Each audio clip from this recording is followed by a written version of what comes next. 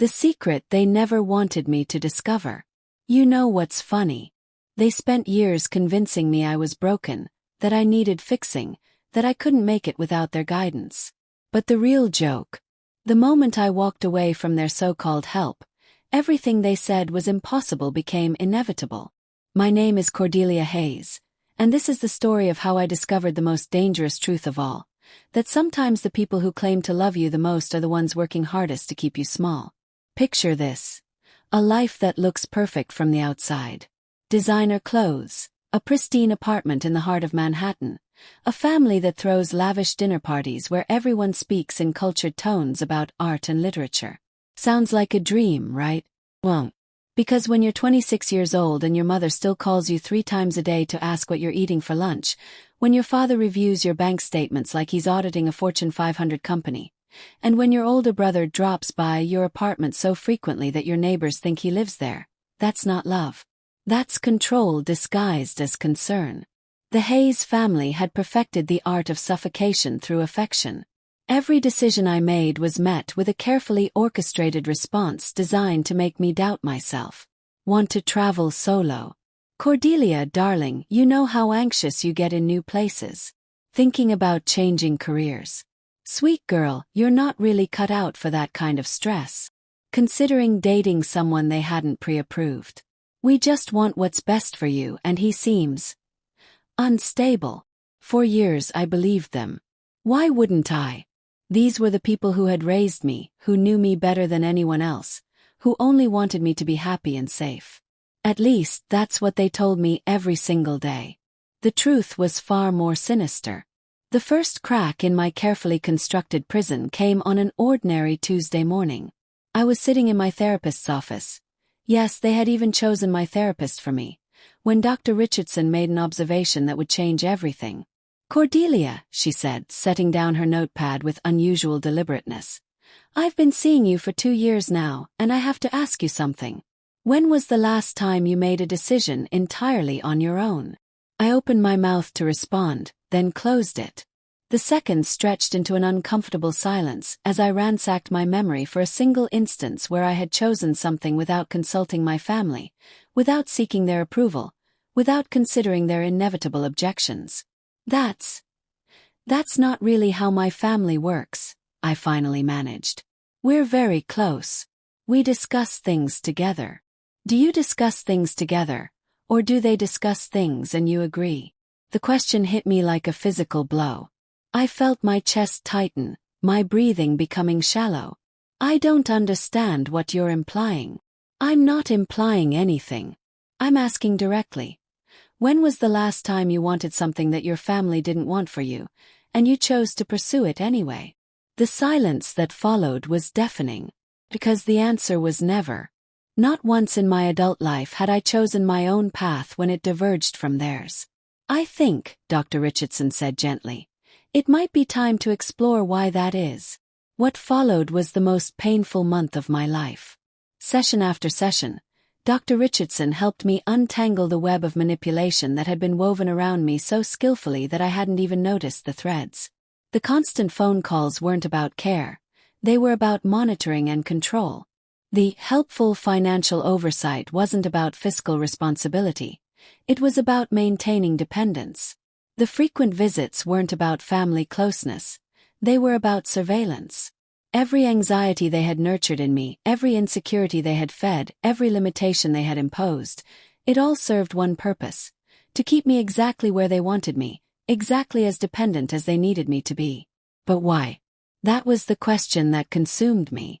Why would people who claimed to love me work so hard to keep me from growing, from thriving, from becoming independent? The answer, when it came, was both simple and devastating. Fear. They were terrified that if I discovered my own strength, my own capabilities, my own worth, I wouldn't need them anymore. And in a family where control masqueraded as love, being needed wasn't just important. It was everything. Armed with this new understanding, I began to plan my escape. Not a dramatic midnight flight, but something far more strategic. I was going to prove to myself, and to them, that everything they had told me about my limitations was a lie. The plan was elegantly simple. First, I would secure my financial independence without their knowledge. I started freelancing as a graphic designer, a skill I had developed in college before my family convinced me it wasn't practical enough for a career. Working late into the night after my day job, I slowly built a client base. Second, I would prepare for physical independence. I secretly viewed apartments across the city, comparing options and saving for deposits.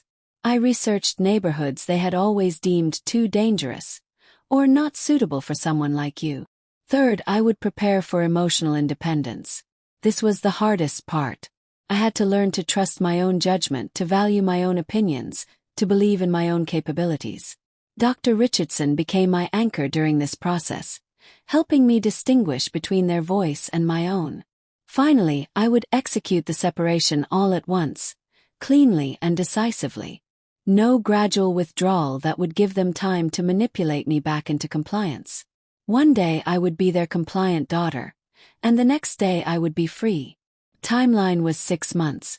6 months to dismantle a lifetime of carefully constructed dependency. Course, they noticed something was changing. You can't start thinking for yourself after 26 years of mental submission without some external signs showing. You seem distant lately, my mother observed during one of our weekly lunches.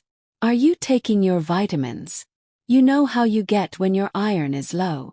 There it was, the automatic deflection to my health, my assumed inability to monitor my own well-being. But this time, instead of immediately agreeing and scheduling a doctor's appointment, I simply said, "I'm fine, Mom. Just thinking about some things."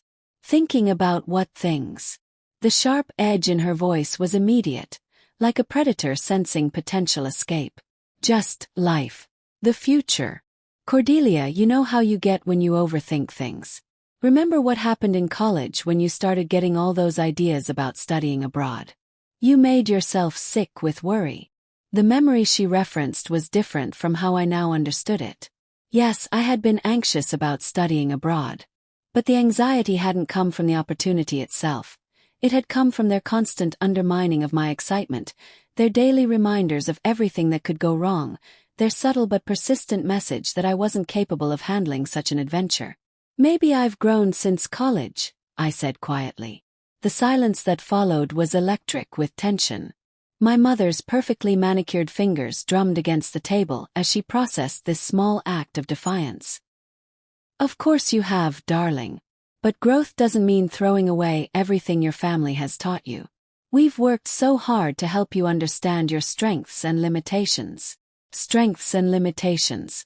The phrase that had governed my entire adult life. They had been very clear about both.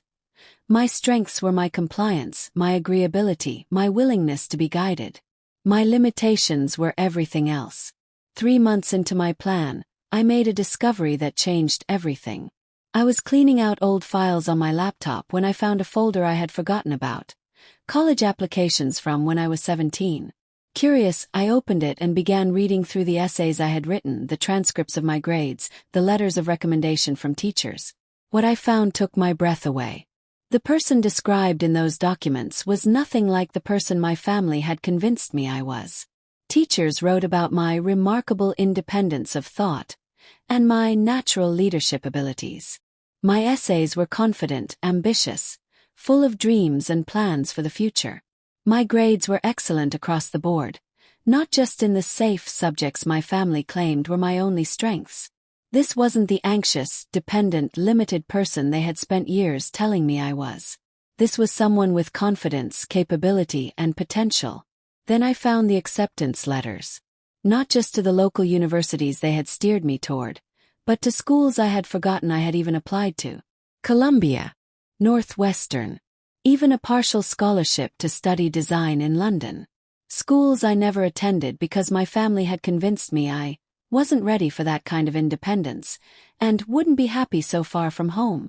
I sat in my apartment, surrounded by evidence of a path not taken, and felt something I hadn't experienced in years.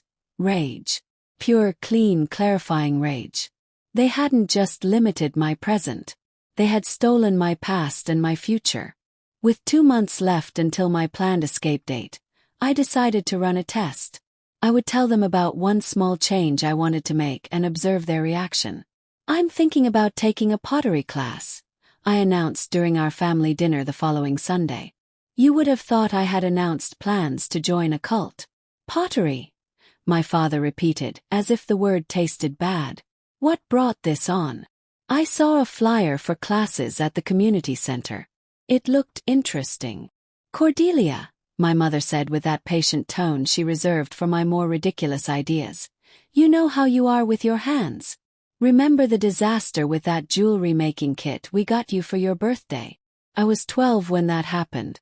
I had made several actually lovely bracelets before accidentally breaking one and dissolving into tears. Not because I was disappointed in my work, but because I had been so excited to show them and their immediate reaction was to focus on the mistake rather than the achievement. "That was 14 years ago," I said. "But it shows a pattern," my brother chimed in. "You get excited about these creative things, but you don't have the patience to really excel at them. You'd just be setting yourself up for frustration. What if I don't need to excel at it? What if I just want to enjoy it?" The concept seemed to genuinely confuse them. Enjoying something without excelling, doing something just for the personal satisfaction. These were foreign concepts in the Hayes family philosophy. "It's just that we hate to see you disappointed," my mother said. "You're so sensitive to failure." Sensitive to failure. Another one of their carefully constructed limitations. The truth was, I had barely been allowed to fail at anything because they had steered me away from any challenge that carried real risk. "I think I'll try it anyway," I said. The silence that followed was arctic. I had crossed a line, made a decision they disapproved of and refused to back down. The rest of the dinner passed in stilted conversation and meaningful glances between them. Later that evening my mother called. "Sweetheart, I've been thinking about our conversation. I found a wonderful art appreciation class at the museum. Wouldn't that be more your speed? You could learn about pottery without the mess and frustration of actually trying to make it." There it was. The alternative designed to redirect my energy toward something passive, something that required no real engagement or risk of failure. "No thanks, Mom. I want to actually try making things." "Well," she said after a pause, "I suppose if you're determined to do this, your father and I could sign up too. We could make it a family activity." And there was the final trap. If they couldn't dissuade me, they would absorb my independence back into the family unit, turning my personal exploration into another opportunity for their oversight and control. "I'd prefer to do this on my own," I said. The line went quiet for so long I thought she had hung up. "Cordelia," she finally said, her voice different now, harder. "I'm worried about you. This isn't like you at all.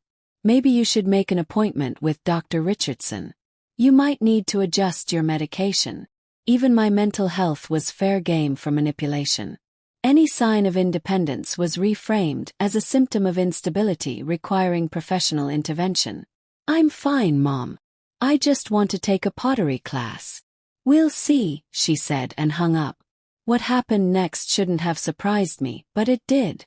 Within a week, I received a call from Dr. Richardson's office informing me that my mother had contacted them with concerns about changes in my behavior and mood.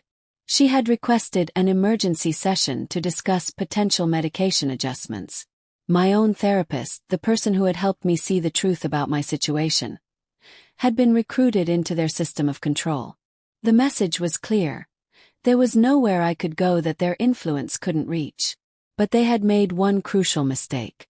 In their panic to reassert control, they had overplayed their hand. When I arrived at Dr. Richardson's office, I was prepared. "I understand my mother called you," I said before she could speak. "She's concerned about some changes in your behavior." "Changes like wanting to take a pottery class?" Dr. Richardson paused, her expression shifting. "She mentioned that you've been defiant lately, making decisions without family input, showing signs of impulsivity. Would you call wanting to take an art class impulsive?" Another pause. I could see her processing the disconnect between my mother's dramatic concerns and the mundane reality of what I was describing. "Tell me about these changes from your perspective," she said. So I did. I told her about the pottery class, about my mother's reaction, about their immediate mobilization to either dissuade me or absorb the activity into their control. I told her about the pattern I was starting to see, the way any sign of independence was immediately pathologized or undermined. "And what do you think is driving this pattern?" she asked. "Fear," I said. "They're afraid of losing control over me." "And how does that make you feel?" For the first time in the entire conversation, I smiled, ready to take more than just a pottery class. With 1 month remaining until my planned departure date, everything accelerated. Having failed to control me through Dr. Richardson, my family shifted tactics. Suddenly, every conversation was peppered with stories of people who had tried to become independent too quickly and failed spectacularly.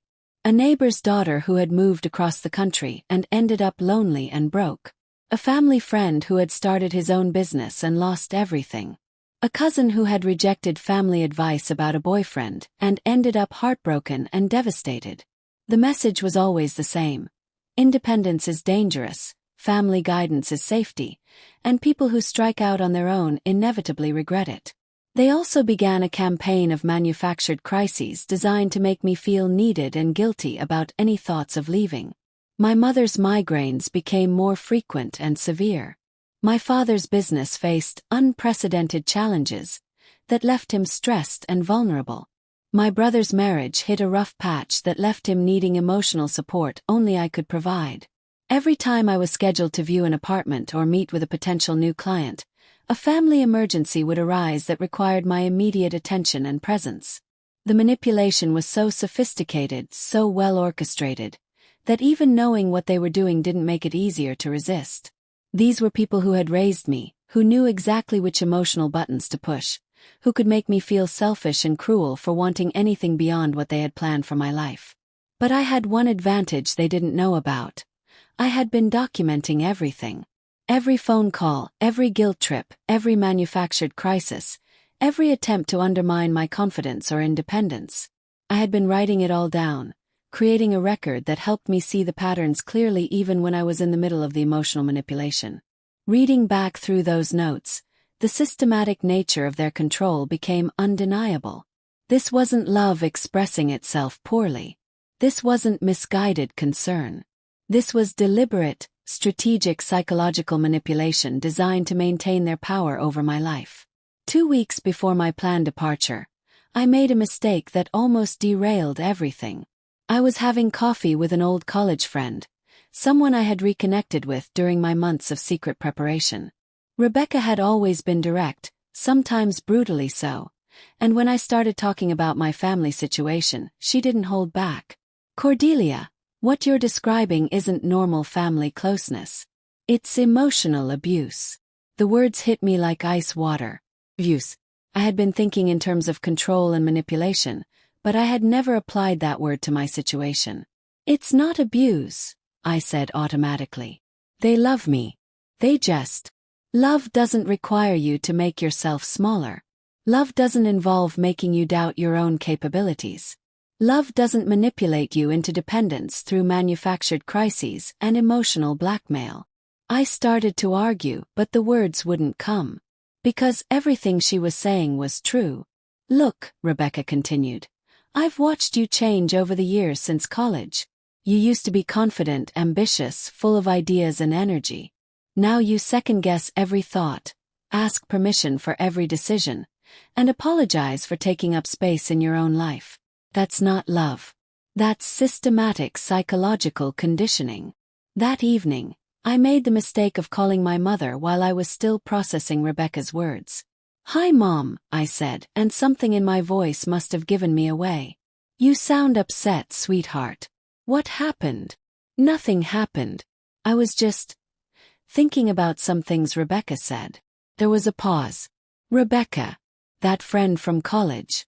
The one who dropped out of law school and moved to Portland." There it was, the immediate character assassination. Rebecca hadn't dropped out of law school. She had transferred to a different program because she realized corporate law wasn't for her. She hadn't moved to Portland as some kind of failure. She had moved there to start a non-profit organization that was now nationally recognized. But my family had a way of recasting every person who might offer me a different perspective as a cautionary tale, a failure, someone whose advice couldn't be trusted. She didn't drop out, I said. She changed programs. Cordelia, you know how easily influenced you are by other people's opinions. Rebecca has always been jealous of how close our family is. She probably wishes she had the support system you have. The gaslighting was so smooth, so practiced that for a moment I almost believed it. Rebecca, jealous of my situation. Rebecca, who had traveled the world, started her own organization, married someone she loved, and was living exactly the life she had designed for herself. Mom, I don't think. Sweetheart, I can hear in your voice that she's upset you somehow. Why don't you come over for dinner tomorrow? We can talk about whatever's bothering you, and I'll make that lasagna you love. The offer was warm, loving, exactly what a concerned mother should say to a distressed daughter. But I could hear the underlying message. Come back to us, let us soothe away these dangerous thoughts, return to the safety of our control. I can't tomorrow, I said. I have plans. What kind of plans? The automatic follow-up question, the need to know and approve of every detail of my life. Just plans. The silence stretched between us, charged with tension. Well, she said finally, I hope you know you can always talk to us if something is troubling you. We're here for you always. After I hung up, I sat in my apartment and realized something crucial. I was running out of time. They were getting suspicious, and their attempts to reel me back in were intensifying. If I waited until my original departure date, I might not be strong enough to resist. It was time to accelerate the timeline. I moved my departure date up by 2 weeks and told no one. On a rainy Thursday morning in October, while my family thought I was at my regular job, I instead spent the day moving my belongings to my new apartment across town. Everything I owned fit into 2 carloads, a testament to how small my life had become under their influence. By evening, I was sitting in my new living room, surrounded by boxes, holding the letter I had written to explain my decision. The letter was 3 pages long, carefully crafted over weeks of revision. It explained what I had discovered about their pattern of control, how it had affected my growth and independence, and why I needed space to discover who I was without their constant oversight. I didn't blame them or attack them. I simply stated facts and boundaries. I would be limiting contact for the next 6 months while I learned to trust my own judgment. I would not be sharing my new address or details about my daily life. I would not be available for emergency visits or crisis interventions. I needed time to grow into the person I was meant to become. I had 3 copies of the letter, one to mail, one to email, and one to keep for myself in case I needed to remember my reasons during the difficult times I knew were coming. After sending the letter, I turned off my phone and sat in the silence of my new space. For the first time in my adult life, no one knew exactly where I was or what I was doing. No one could drop by uninvited, call with urgent concerns, or insert themselves into my decision-making process. The silence was terrifying and exhilarating in equal measure. They found my new address within 3 days. I came home from my first pottery class, which had been wonderful. I had actually shown some natural aptitude for it, to find my mother sitting in her car outside my building. She rolled down her window as I approached. Cordelia, we need to talk. No, I said, continuing toward the entrance. We need time apart, just like I explained in my letter. Get in the car. The command was sharp, automatic, the tone she had used when I was a misbehaving child. And for a moment muscle memory kicked in and I almost obeyed. But then I remembered the pottery wheel, the clay taking shape under my hands, the instructor's praise for my natural feel for the medium. I remembered Rebecca's words about love not requiring me to make myself smaller. No, I said again. Cordelia, you're having some kind of breakdown. We can't just leave you alone in this state. I'm not having a breakdown. I'm having a breakthrough. I kept walking and she kept pace with me in her car. Look at this place, she called out the window. This neighborhood isn't safe. That building looks like it hasn't been maintained in years. How much are you paying for this? You're throwing money away. Everything she said was designed to make me doubt my choice, to highlight the risks and downsides while ignoring any positives. The neighborhood was actually vibrant and diverse, full of young professionals and artists. The building was older but well maintained, with character and charm my sterile previous apartment had lacked. The rent was reasonable and well within my budget now that I had my freelance income. But she wasn't interested in facts. She was interested in fear. "I'm not discussing this with you," I said, reaching the entrance to my building. "Fine," she said. "But this conversation isn't over. We're your family, Cordelia. You can't just throw us away because some therapist put ideas in your head." I went inside without responding, but her words followed me. This conversation isn't over. The implicit threat was clear. They weren't giving up. This was just the beginning. Over the next 2 weeks, they launched a systematic assault on my independence. Family members I barely spoke to suddenly called with urgent concerns. They contacted my workplace, questioning my mental health. They even showed up at Dr. Richardson's office, demanding explanations. The personal attacks were the most insidious. My father left voicemails about his anxiety over my breakdown. My mother sent photos of my empty chair at dinner. My brother forwarded articles about young adults who damaged family relationships and later regretted it. Each message was designed to make me feel guilty, selfish, and cruel for wanting independence. And it was working. Despite everything I had learned, the constant manipulation was wearing me down. But then I would go to pottery class or work on a freelance project, and I would remember what it felt like to make choices based on my own interests rather than someone else's approval. I was becoming someone new, someone I liked, and I realized that was exactly what they were afraid of. Over the next 6 months, I threw myself into becoming the person I was meant to be. I expanded my freelance graphic design business, discovering I had natural talent for branding and visual storytelling. I traveled alone to Montreal, navigating with confidence and returning feeling capable of anything. I took classes that interested me without worrying about practicality: rock climbing, creative writing, French. Each new skill felt like reclaiming a piece of myself that had been lost. Most importantly, I built relationships based on mutual respect rather than dependence. My new friendships were built on equality and genuine affection, celebrating successes without trying to control them. This was what healthy relationships looked like, what love without control felt like.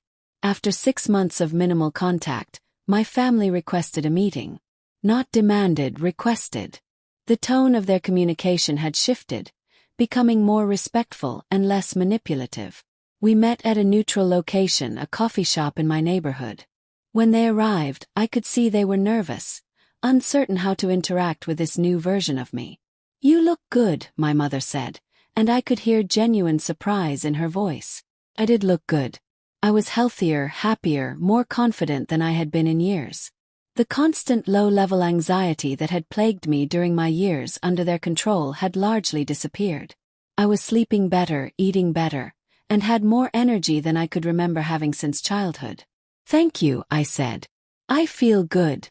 "We've been thinking about what you wrote in your letter," my father said. "About the patterns you described, the control issues." I waited, saying nothing. This was their conversation to have. "We want you to know," my mother continued, "that we never intended to hurt you or hold you back. Everything we did came from a place of love and concern." "I believe that," I said. "But intent doesn't negate impact." The phrase was something I had learned in therapy, and it perfectly captured the situation. They might have had loving intentions, but the impact of their behavior had been harmful regardless. "We'd like to try again," my brother said. "If you're willing. But on different terms." "What would those terms look like?" Yes. What followed was the most honest conversation I had ever had with my family. We talked about boundaries, about respect for my autonomy, about the difference between support and control. They acknowledged that they had been afraid of losing me and had let that fear drive them to behaviors that actually pushed me away. It wasn't a perfect conversation. There were moments of defensiveness, attempts to minimize or justify past behavior. But overall it was a beginning. "I'm willing to try," I told them. "But things will be different. I won't go back to the way things were. We don't expect you to, my mother said. You've clearly proven that you don't need us in the way we thought you did. It was a grudging admission, but it was admission nonetheless. Rebuilding relationships with my family was a slow, careful process. It required constant vigilance to prevent sliding back into old patterns, and there were setbacks along the way. But gradually something new emerged. A relationship based on mutual respect rather than dependence. They began to see me as a capable adult rather than a child who needed constant guidance. I began to see them as flawed humans rather than omniscient authorities. We developed new traditions and new ways of interacting. Instead of daily check-ins, we had weekly phone calls where we shared highlights from our lives without every detail being subject to review and approval. Instead of family dinners where my choices were scrutinized, we had gatherings where everyone's autonomy was respected. Most importantly, I maintained the life I had built for myself. My apartment, my business, my friendships, my hobbies. All of it remained under my control. My family learned to be part of my life without dominating it. The pottery classes led to my work being displayed in a local gallery. My graphic design business grew to the point where I could quit my day job. I traveled to 6 different countries over 2 years, sometimes alone, sometimes with friends, always on my own terms. Each success, each adventure, each moment of genuine happiness served as proof that everything they had told me about my limitations had been wrong. I wasn't fragile. I wasn't incapable. I wasn't dependent on their guidance for my well-being. I was exactly who I was supposed to be, when I was free to become her. The secret they never wanted me to discover was simple but revolutionary. I was already complete exactly as I was. All those years of improvement and guidance and protection had been based on a fundamental lie, that I was somehow broken or insufficient and needed their intervention to become whole. But the truth was that I had always had everything I needed within myself. The confidence, the capability, the wisdom, the strength. It had all been there, waiting for the space and freedom to emerge. Their control hadn't been protecting me from failure. It had been protecting them from the possibility that I might succeed without them. Their guidance hadn't been developing my potential. It had been limiting it to fit their comfort zone. Their love hadn't been nurturing my growth. It had been preventing it to maintain their sense of importance in my life. The most dangerous truth of all was that I didn't need fixing, improving, or protecting. I needed freedom. Freedom to make mistakes and learn from them. Freedom to pursue my interests without justification. Freedom to build relationships on my own terms. Freedom to discover who I really was when I wasn't being told who I should be. My transformation had effects I hadn't expected. Other family members began questioning their own relationships with control and dependence. Friends shared their own stories of limiting beliefs and family dynamics that had held them back. I started writing about my experience, first in a blog, then in articles for various publications. The response was overwhelming. Thousands of people reached out to share similar stories, to ask for advice, to say thank you for putting words to experiences they had thought were unique to them. The patterns I had identified in my family were far more common than I had realized. The ways that love and control could become entangled, the methods by which well-meaning people could systematically undermine someone's confidence and independence, the difficulty of recognizing manipulation when it came wrapped in care and concern. My story became part of a larger conversation about healthy relationships, family dynamics, and the difference between support and control. 2 years after my initial break from my family, something remarkable happened. My younger cousin Emma, who had always been the golden child of our extended family, reached out to me in desperation. "Cordelia," she said during our first phone call in months, "I think I'm going crazy. They're doing to me what they did to you, aren't they?" Emma was 24, fresh out of graduate school with a degree in environmental science, and facing the same systematic undermining I had experienced. Her passion for conservation work was being dismissed as impractical idealism. Her desire to work for a nonprofit was being reframed as throwing away her education. Her relationship with a fellow environmentalist was being scrutinized and criticized at every turn. But Emma had something I hadn't: my example. She could see the patterns clearly because I had already identified and named them. She didn't have to spend months in therapy figuring out what was happening to her. "I want to do what you did," she told me. "But I'm scared. What if I'm wrong? What if they really do know what's best for me?" I recognized the fear in her voice because I had felt it myself. The fear that maybe they were right, maybe I was being selfish and foolish, maybe I really wasn't capable of managing my own life. "Emma," I said, "let me ask you something. When you think about your dream job, the work you want to do in conservation, how does it feel? Exciting? Important? Like something I was meant to do? And when you think about the corporate job your parents want you to take? Like I'm dying inside?" Then you have your answer. I became Emma's ally in a way I wished I had had someone to be mine. I helped her plan her escape route, shared practical strategies for maintaining boundaries, and most importantly, reminded her constantly that her feelings and desires were valid. Watching Emma break free from the same patterns that had constrained me was incredibly healing. It confirmed that my experience hadn't been unique or unreasonable. It validated every difficult choice I had made in pursuit of my independence. But it also revealed something else. The patterns weren't limited to my immediate family. They were systemic, passed down through generations, affecting multiple family members in similar ways. Emma's departure from family control, following so closely after mine, forced a broader family reckoning. Suddenly, other cousins began speaking up about their own experiences. Aunt Margaret admitted she had given up her dream of becoming a teacher because her parents convinced her it was too unstable. Uncle David confessed he had never pursued his interest in photography because it wasn't serious enough.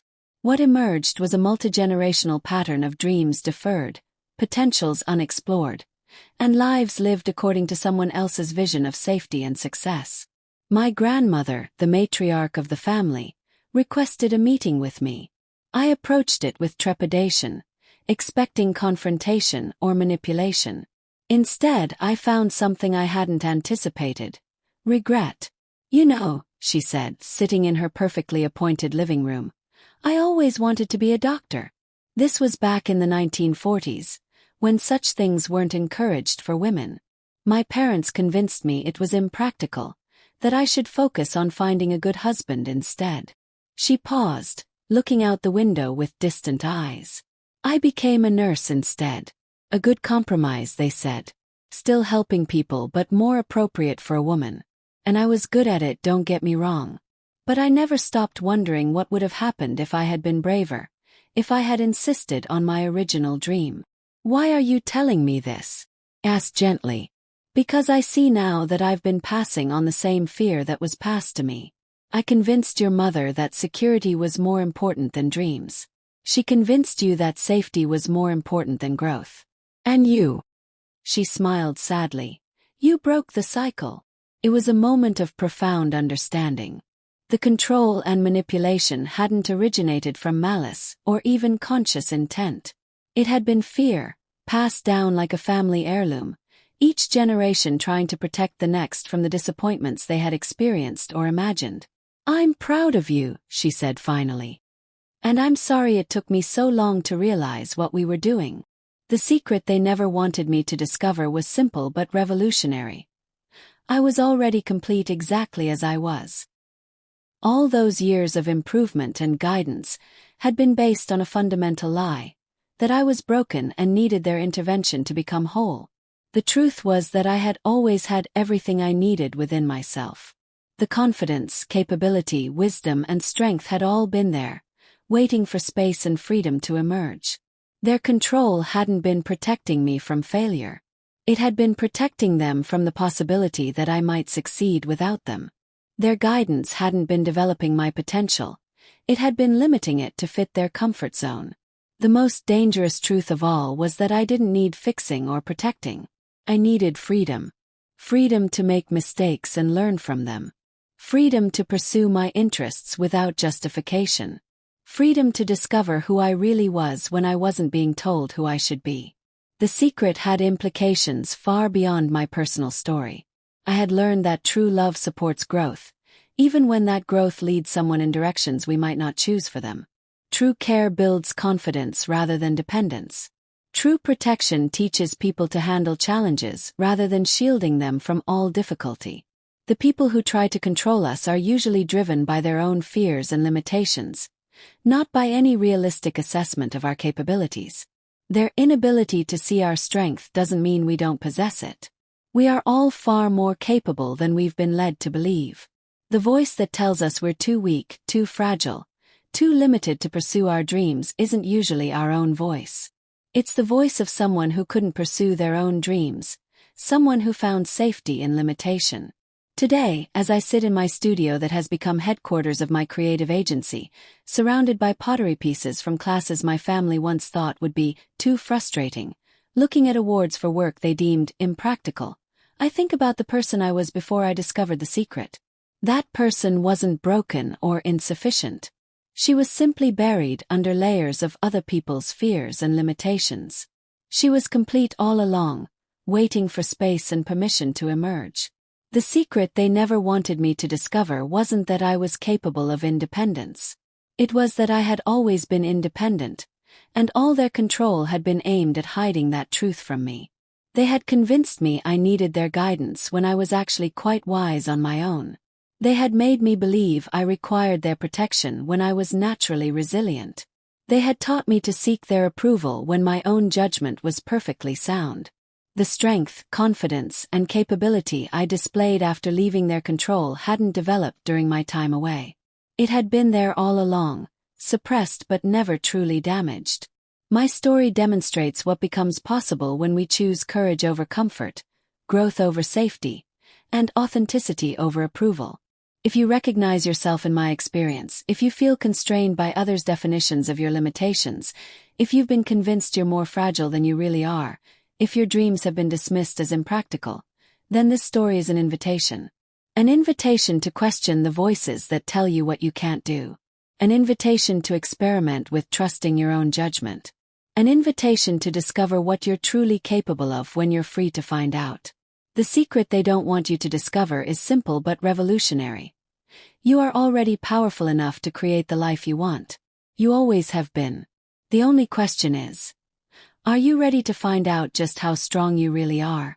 Today, I run a successful creative agency, have published books on family dynamics and personal empowerment, and speak internationally about breaking free from limiting relationships. My pottery pieces have been displayed in galleries. I've traveled to 15 countries and built relationships based on mutual respect. Asterisk, but more than any external success, I've discovered something invaluable. The unshakable knowledge of my own worth and capability. No one can convince me I'm less than I am because I know, without doubt, exactly who I am. That knowledge is the greatest gift I've ever given myself. And it's a gift available to anyone brave enough to claim it. The secret they never wanted me to discover became the foundation of everything I've built since. And now, it's yours to discover too. Thank you for watching today's video. Hope you enjoyed it. Please do not forget to like, subscribe and share the video. It helps us in making more of these contents. Thank you. See you next time.